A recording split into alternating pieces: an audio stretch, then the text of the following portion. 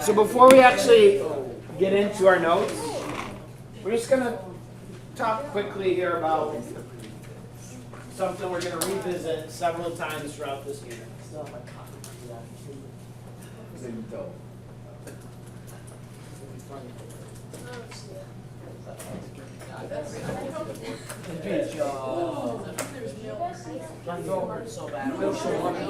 I did not buy you ice cream, sorry. So tell me something about these two pictures. They're cold and nice. Okay, they're dairy products, yeah. Cow milk, poop. What else? They're ice cream and milk. They are? Like, they're made of milk. So probably lots of you would like to have some of these things. Some of you might not, however. And why might some people, even though lots of us think these things are delicious, why might some people avoid them? Because they're vegans. Okay, maybe because they're vegans. What, all right, so tell me more, Jackie. So what is that? You can't have milk or eggs. You have to. Okay, you can't have milk? Well, you can. You just have to take pills. I want to, so, I know. Leah, give me more. You can have, if you're lactose intolerant, dairy makes you sick. But you can still have it, you just have to take pills. Okay, so so sometimes people, if a person is lactose intolerant, what does that actually mean about, like, what's going on in their body, David? Lactose in their diet interferes with their digestive system. Okay, And then they have the scoliosis. okay, so some people, it interferes with their digestion. So, some people have this issue, some people do not. And if a person does have this lactose intolerance, Aaliyah, what were you saying? What? Did you say, what can you do? You can eat these You can things. eat them, you just have to take pills. Yeah, so lactate. So here's like a generic version of lactate. It sounds disgusting. You can also buy dairy products It's not the same. that already are lactose free. So that's our next question. So what is lactose? Wait, is that what's in the milk? So that's what I'm I asking thought you. like the milk is Cow spread. Can anyone tell me what lactose is? it's like a. What makes it taste good? Think about the ending, and you might find similar words you already know. Toast. Toast. No. Think chemistry. Is it Skin. Lactose. Oh. Milk. Lax. Oh. Hose. Is it? What else? Last two letters. Do you know any other words you're familiar with in chemistry, in biology, with a similar ending? Lactose. Helium. Fructose, yes. Oh. What else? Glucose. Oh, who said it? Anthony, glucose, fructose, sucrose, lactose. What are those things? Chromium. Fuel. Titanium. In a way, they're fuel. Dan said fuel. It's like Glucose, sugar. sucrose. Vanilla. These are sugars. Lactose is a sugar. Oh, I thought it was. And so, here's a map. So this map of part of the world shows some information about people's ability to, or let's just say about lactose intolerance.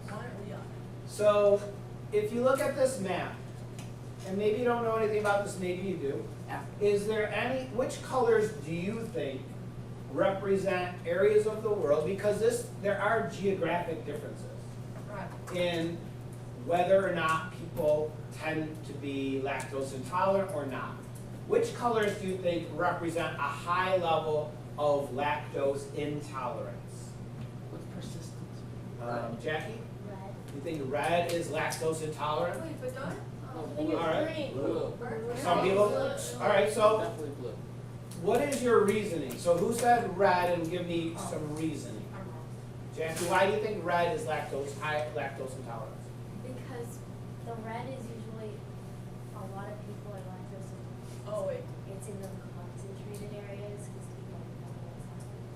prove you wrong right Okay. here. This one. How many of you said blue? Joe, you said blue pretty confidently. Why? What's your reasoning? Because it's a MAC of lactose resistance, not Yes. intolerance. Okay, so, but wait, I'll tell you something else. What can you call Hold it? on. So it's not lactose persistent. Lactase. So now that adds, Is that milk? Like how? Well, what's lactose? Is that like how? Associated Germany, lactase. Areas in that area? no, oh, so, hold on, you're going a step further. So, Dan, what are you gonna say? I was gonna say the places that are red have more cows. Okay, so where are the areas that are red? And this is what Anna was just saying as well. So Northwest areas that Africa. have the darker red colors, Northern Europe. so Northern Europe, The black dots. UK, Northwest Wait, Africa. Okay, wait, North- reread that. Northwest Africa, The black dots. parts are- of the Middle East. Southern Russia. All right, and how about parts that are, India. so if you think that parts that are high lactose intolerance would be blue, so South Africa, much of Asia, Southeast Asia, Australia, Russia. I believe Yeah. that. And then you have sort of in between areas. How do you say Green And so what, represents grass. Anna, what were you connecting this to? the book in seventh grade when they ate cows and stuff? Okay, where were they Green from? cows. So they Like used, they were in Africa. okay, Western Africa? It was a Dogs. lot to water. They like Okay. killed Solid cows in the diet. backyard. So do you think this map has a connection to raising cows as livestock? Yes. Yes. Okay. Because why would you raise cows unless it was meat? The only Russia's reason No, you should and they raise like cows they is like lactose. drink a lot of milk. Okay, So- See, nothing's in Russia, because in Russia they only drink vodka. alright. Alright, so we are gonna talk about all these things. I'm not gonna really give you any answers right now, we'll come back to this. Because we have a lab to do about lactose intolerance, we have some information about, so I'll just give you, what are the colors? I don't know what color. What's your question? Which one was right, blue or? I'm not gonna tell you. Why is that? I want you to be thinking about it. It could be green, you never know. I Alright. said green. So we'll do a lab, we'll watch a video, because this map has to also do with natural selection, sort of teamed up with sort of culture and agriculture and sort of how human civilization, human agriculture progressed through prehistory has links to what this map is telling us. So you will know about this as we move through the unit, but I don't want to give it to you yet, so we'll come back to that. So let's get started with our notes. Today is mostly, I would say, a review of what we learned in 7th grade chemistry and accelerated. So we did a whole unit on chemistry back then. So a lot of this will be review. And then sort of after today, we'll get into the more complex details of organic chemistry that are beyond what we did. So let's start off with the basics, and hopefully you know a lot of this. Atoms. So an atom is sort of the fundamental unit of the physical world. All matter is made of atoms.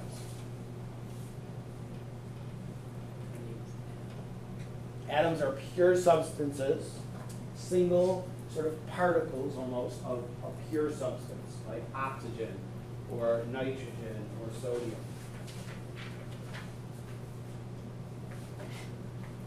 You guys have any recollection from 7th grade of Rutherford's gold foil experiment? And we sent the marbles, we were rolling the marbles. To the pens? Yeah, and that experiment showed something about the nature of atoms. What did it show? There's space in between them. Yeah, that most of an atom, because in Rutherford's gold foil experiment, as he sent these alpha particles flying in gold foil, what happened to most of the particles? They got Died. They didn't bounce off. They went right through. And that was the indication, that was the evidence that actually most of an atom, most of matter is actually empty space. Where is the actual matter mostly in an atom? In the center, and then what we call the nucleus. That's where the mass of an atom is. So an atom is mostly empty space, but it has a core nucleus that's made of these subatomic particles, protons and neutrons. And then the other subatomic particle electrons, they are around the nucleus. Remember we watched also a video saying if the if the nucleus were like a blueberry in the stadium, and then the electrons would be all the way in the outside of the stadium, there's huge amounts of empty space inside atoms. All right, so the three types of subatomic particles are protons, neutrons, and electrons. What was the charge on a proton? They have electrical charges, some of these. So, Annabeth? Is it positive? It's positive. A neutron, both No charge. neutral, so we're at sort of 0, and an electron, Negative. negative charge. We also know that the mass of these particles, we have a special unit we use, AMU, atomic mass units. The mass of a proton is 1 AMU, a neutron, 0. no, 1, also 1. -1. And electrons have basically 0. We say that electrons have almost no mass. We can have the periodic table again. So David mentions the periodic table. Here's an example of a periodic table entry. We're not really going to be using it this year, but you should be familiar with it a little bit. So the periodic table tells you the atomic number for an individual element, the atomic mass, the electron configuration, the symbol, the name of the element. Here's oxygen, for example. So you can use the periodic table to help you or to calculate how many protons or neutrons or electrons there are in an atom. What tells you the number of protons?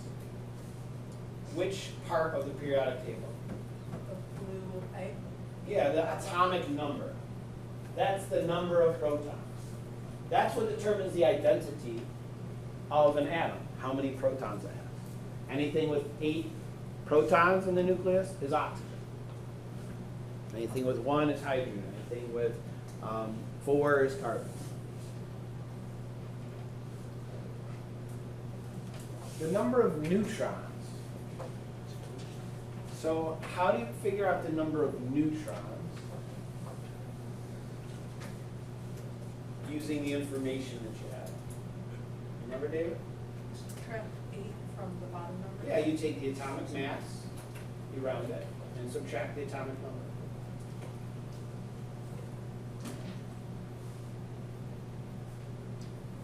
And the atomic, or the electrons, how do you determine the number of electrons in an atom? So most atoms are neutral, so it's the same as the number of protons, the atomic number.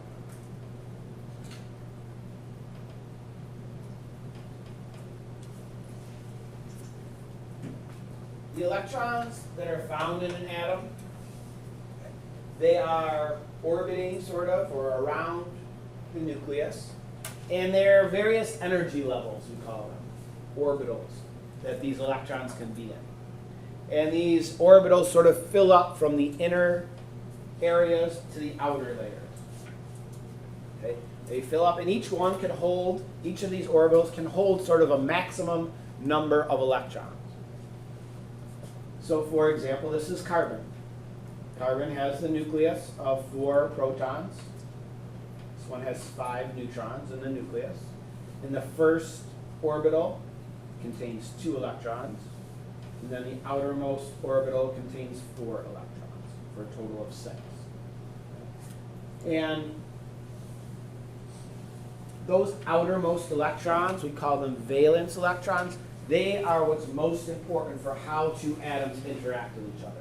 The electrons in the outer shell determine which atoms bond together to form compounds and determine the properties of that atom. So here's a periodic table. You've seen these before. Like I said, we're not going to really use it very extensively. But we have some terms that we need to know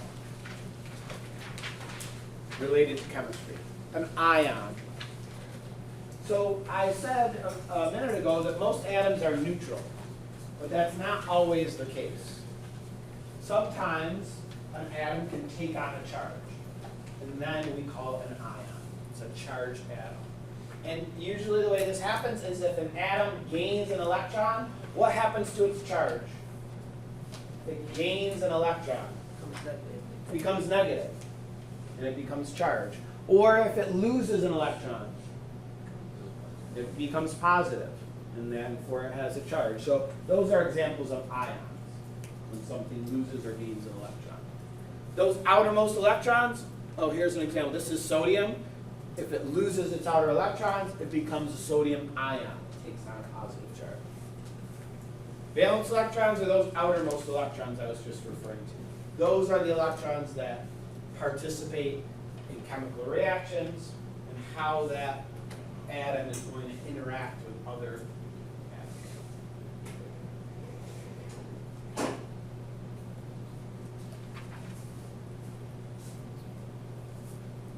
When we're studying different elements, we will often look at their oxidation number.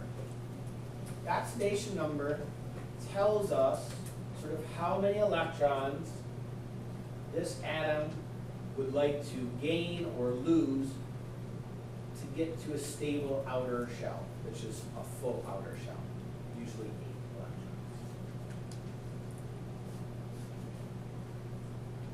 electrons. Typically, metals, things on the left side of the periodic table, have 1 or 2 or 3 electrons in their outer shell.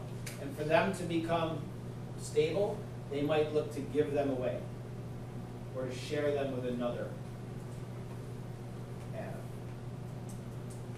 Nonmetals, things that have 7 or 6 valence electrons, they are typically looking to gain more electrons to fill in that outermost shell.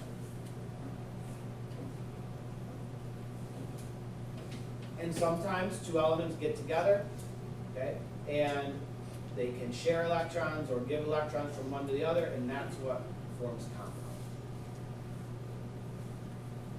Isotopes. Isotopes are atoms that have varying numbers of neutrons in the nucleus.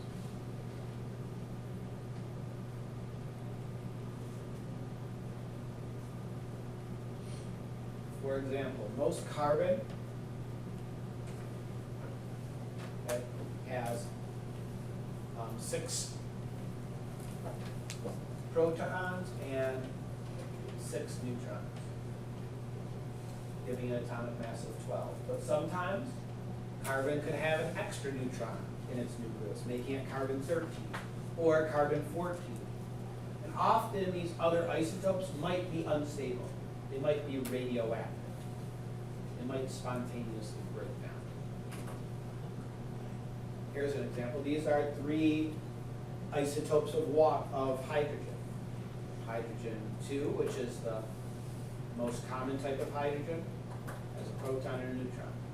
Hydrogen 1 is when there's a neutron that's missing. It's still hydrogen because it has just a single proton. Or here's hydrogen 3, it has 2 neutrons with it. But they're all hydrogen. They're just different isotopes of hydrogen. Finally, isomers. Isomers are compounds that have the same formula, but they actually have a different structure. The atoms are arranged in a different pattern, and that might affect the properties of that molecule. On the left is butane, C4H10. On the right is also C4H10. When you actually look at how those carbons and hydrogens are arranged, they're arranged in a different pattern. This is these are isomers. It's still the same formula if you were to write it out, C4H10, but the actual arrangement is different. So we are studying not just chemistry, but biochemistry. Biochemistry is studying chemistry related to living organisms.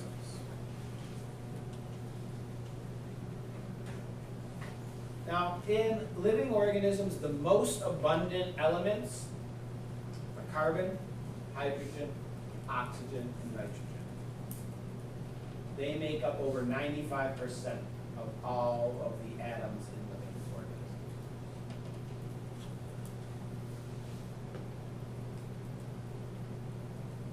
Many of these, oxygen, hydrogen, nitrogen, they're found as gases at room temperature in a diatomic form, 2 oxygens bonded together, 2 hydrogens, 2 nitrogens.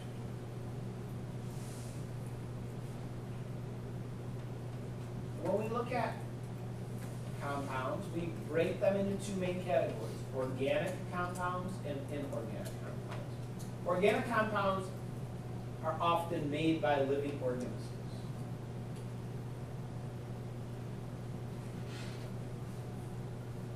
And the definition of an organic compound is they must contain carbon and hydrogen mixed with other elements.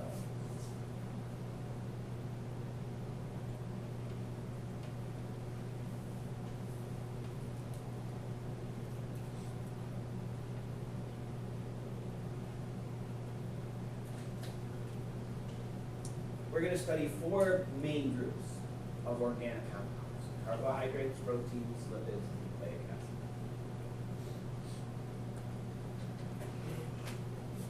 So anyone, if you have siblings, older siblings in college, you may have heard, you ever heard anyone talk about taking organic chemistry in college?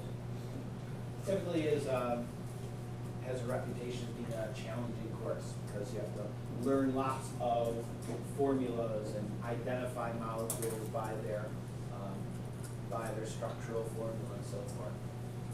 It's usually studied sometimes as a separate type of part of chemistry versus inorganic chemistry. So if a compound's missing the carbon or missing the hydrogen, then we could say that it's inorganic.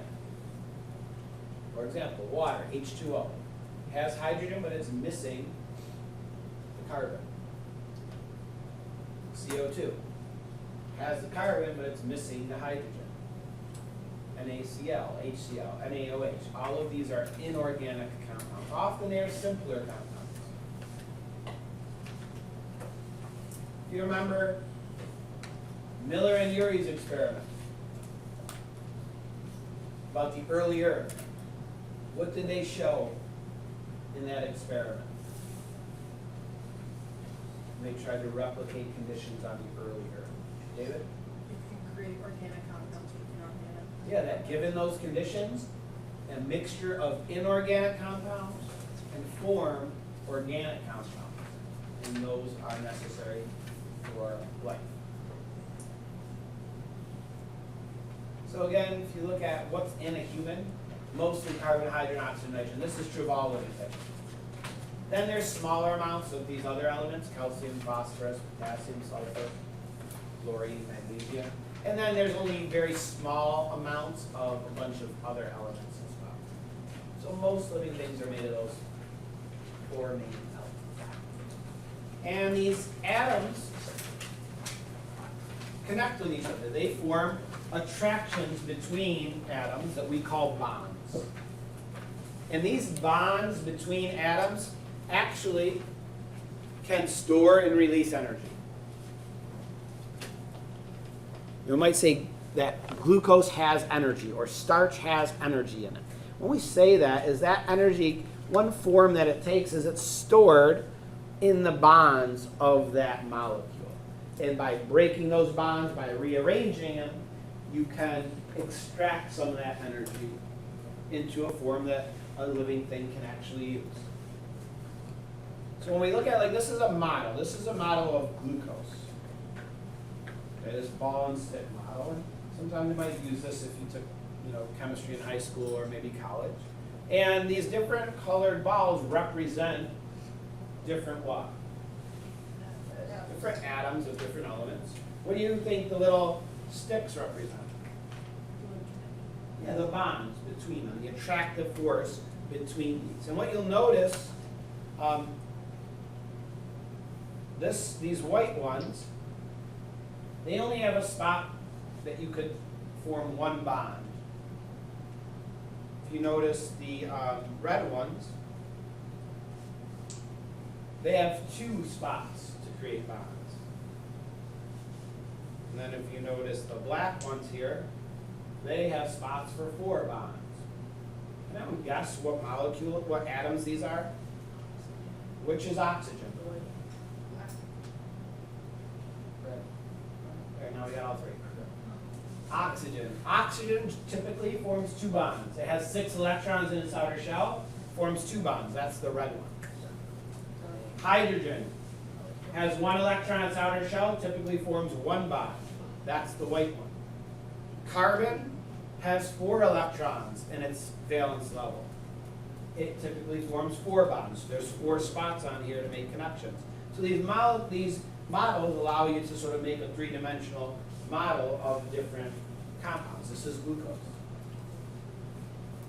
All right. And these bonds form in different ways. We'll talk about a couple different types of bonds. First are ionic bonds. So we already said, what is an ion? A charged atom. An atom that has gained or lost an electron has taken on a charge, either positive or negative. Here's an example. This is sodium and chlorine. Sodium has 1 electron, 1 valence electron. What would it like to do with that 1 valence electron? Get rid of it. Because if it were to get rid of it, the next layer, the next orbital, has 8 electrons, and that's full. So if it could get rid of this, that'd be wonderful for sodium. Chlorine, its outer level has 1, 2, 3, 4, 5, 6, 7. What would it like to do?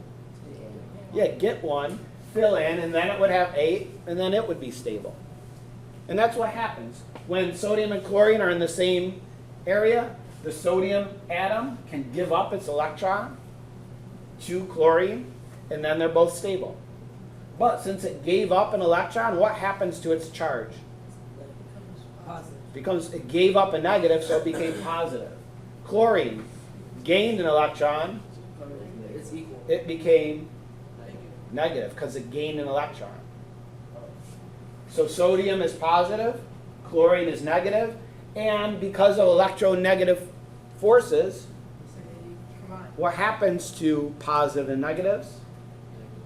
They're attracted. They're like poles of a magnet.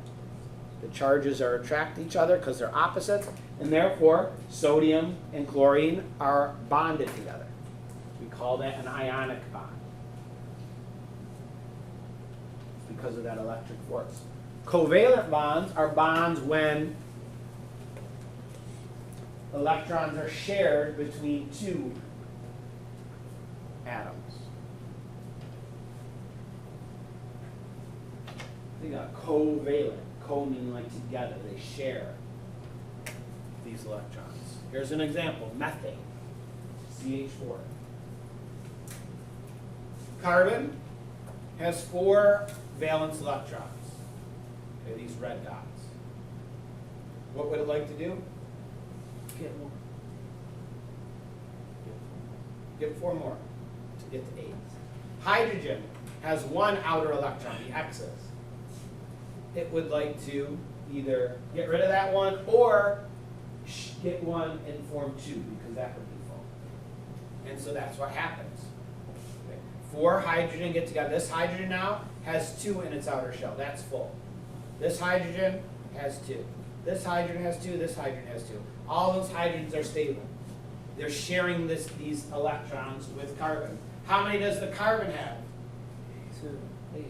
It has altogether 8 shared electrons. It's stable. So this forms a stable configuration, and these atoms, these 4 atoms of hydrogen and 1 atom of carbon, are bonded together with covalent bonds. Here's carbon dioxide, CO2. Oxygen has 6 outer electrons. They're red dots. 1, 2, 3, 4, 5, 6. 1, 2, 3, 4, 5, 6. Carbon again has 4, the blue X's. So if 2 oxygen atoms share 2 of their electrons with carbon, now the oxygen has 2, 4, 6, 8 total, it's stable. This oxygen has 8, it's stable. The carbon has 8, it's stable. So they form these covalent bonds where they're sharing these electrons with each other, and they form a stable compound. And that's called a covalent bond.